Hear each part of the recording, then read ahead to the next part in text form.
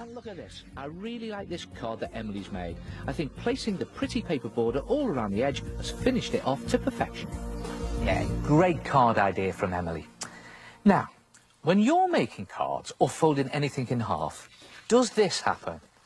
Yeah, no, it just doesn't seem to match up, and you end up with a wonky card that doesn't stand up. Well, here's a little trick that'll stop that happening ever again. All you have to do is make sure you take hold of both corners like this and then match them to the other corners. So that's 2 corners on 2 corners, and then carefully, when they're matched, press back to make the fold.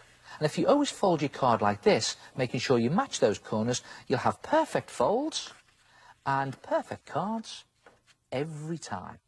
Good day. So where were we?